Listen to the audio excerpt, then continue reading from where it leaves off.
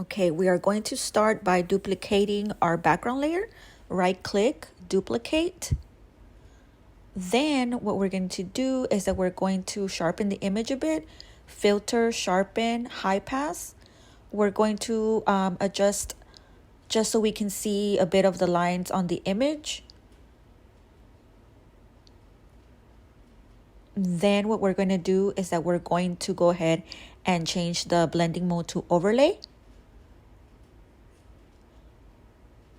Now we're going to go ahead and we're going to merge the two layers that we have already so we can have a new layer to work on. So select both layers, right click, and then you should see merge visible. Once we have that, we can work on that top layer. Then we're going to move down to adjustments. We're going to go to exposure, and we're going to adjust it so we can get a bit of a dark background, as dark as you want it to be. And don't worry if your image is dark or your subject is dark. We're going to go ahead and lighten up the image of the subject a bit after we do the exposure adjustment. So now what we're going to do, we're going to add a layer mask. We don't need a layer mask because with Affinity you already have, it's already like layer masked. All we would need is your brush, and make sure that your brush is on color black since our backdrop on this image is on white. So what I'm doing here, I'm just looking for a brush. I want it to be round and kind of soft. So this is the brush I picked, and then I'm going to go ahead and adjust the width and the opacity of my brush. So I did 60, or I think maybe, what did I do, 60? I wanted it just to be a little bit transparent. So I'm still adjusting the width of the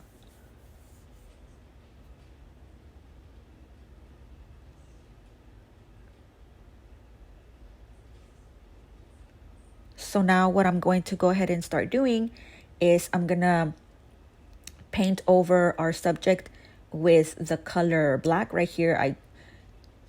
I hadn't selected the color black yet, but you'll see when I do it. So I go back and then I go to color, and I had it on white, so now it's on black. So when I paint with black on this mask layer, what it does is that it removes the black exposure color that we had. So I keep on brushing all of my little subject here, which is my daughter, to make her come back to the screen so she can pop. Because like I said, this exposure layer is really for getting our background color set.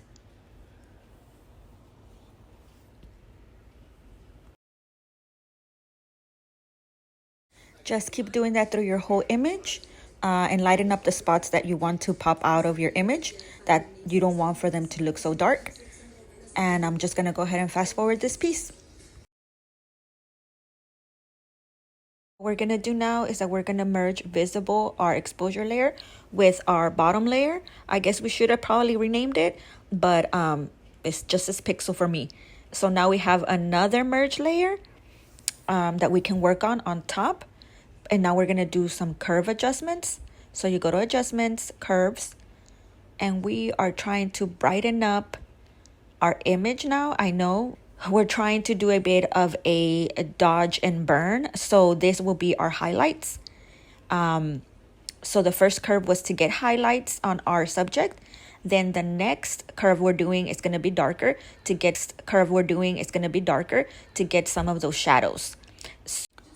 So what we're going to do now is that we're going to go ahead and finish up our both curves, and then we're going to select both of them, right click, and we're going to group them. So now they're grouped in this little envelope looking thing. So now we have our dark curve and our brighter curve.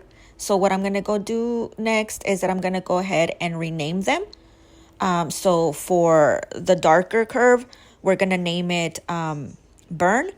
And then for the lighter curve, we're going to name it dodge. That way we don't get confused as to what we're doing when we start dodging and burning the image.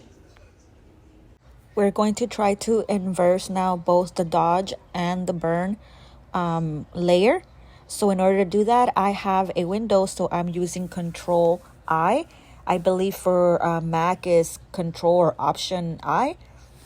So once you do that, you will see that your layer for the dodge and the burn will turn black. And that's how you know that you went ahead and inversed it.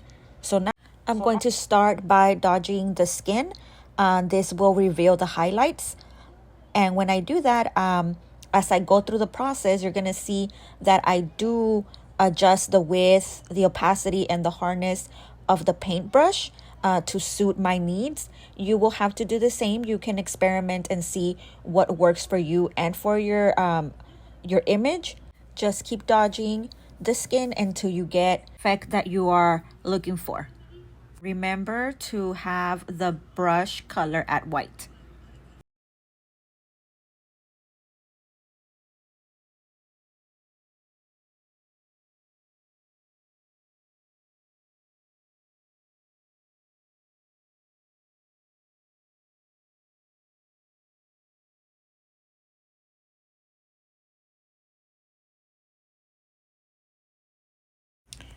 Before I move on to the burn layer, I'm going to go ahead and adjust my opacity.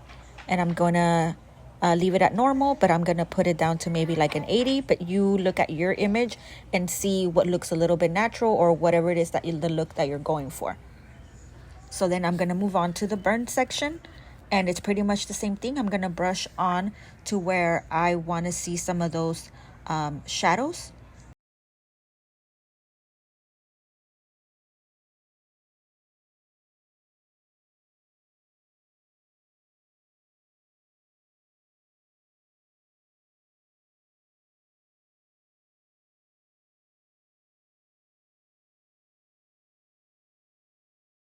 Once we are done with burning and dodging our image, we're going to click on that little arrow next to the group file, and then we're going to select all of our layers, and then we're going to right click, and we're going to see a little drop down menu, and we're going to go back again to where it says merge visible once again, so we can get a top layer that we're going to continue to work on as we continue editing this image.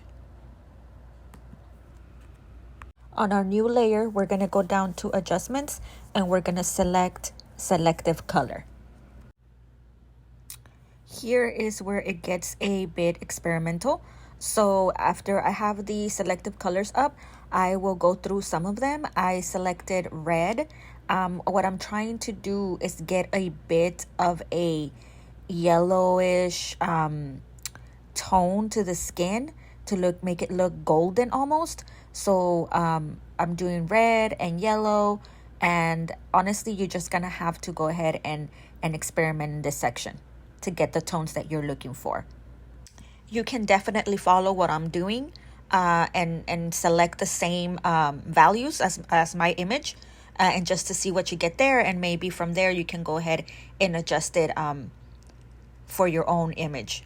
I will go ahead and add the values of the selective color. Now go to layer, add new layer. Have our top pixel, our top layer on top. What we're gonna do is that we're gonna go ahead and select a soft brush. Make sure that you have it at a low opacity and that is soft and a good size. So what I'm doing is I'm gonna go ahead and paint some white where I want extra highlights. So just for some info on me, I'm actually a painter, so I paint a lot and I draw. So I am used to like actually using like physical brushes. So for me, this is a technique that I like. It doesn't necessarily mean that it's gonna work for everyone, but it might not be the most correct way of doing things as far as like Photoshop or Affinity.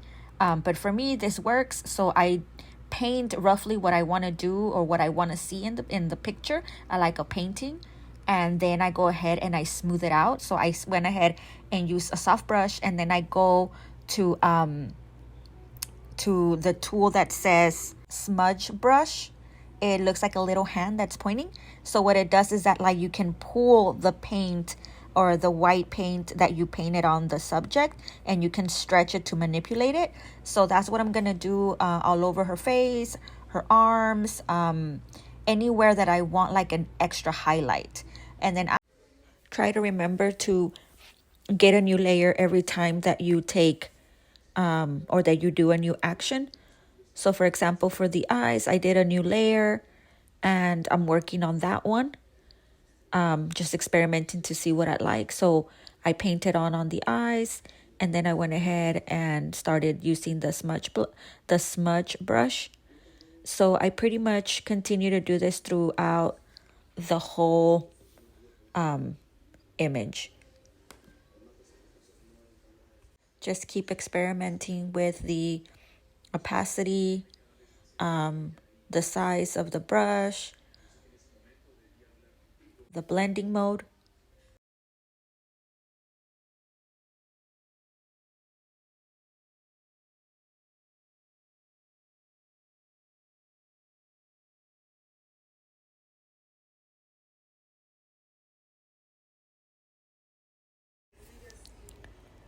So here I continue to add some highlights to the nose and the lips. I also made a new pixel layer, and as you see, I put a little bit of dot or a little bit of paint onto the mouth and and her nose. And then what I'm gonna do is the same process that we were talking about. I'm just gonna go ahead and start smudging the paint that I put on her lips. So I keep doing that. So I continue to do the same steps on her hair, the dress, and just adding highlights where I feel like that she needs it. And that's pretty much it. I'm gonna fast forward some of this stuff, but it's pretty much just paint and smudge and opacity and the changing the blending mode. All right. Thank you for watching my first YouTube tutorial. I hope to keep making more videos with Affinity. So I will leave a picture of our final photo. Thank you.